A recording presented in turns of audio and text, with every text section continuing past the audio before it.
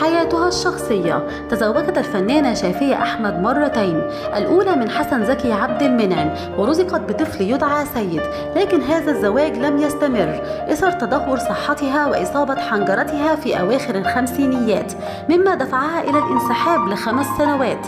وفور تماثلها للشفاء عادت للغناء من جديد في عام 1960.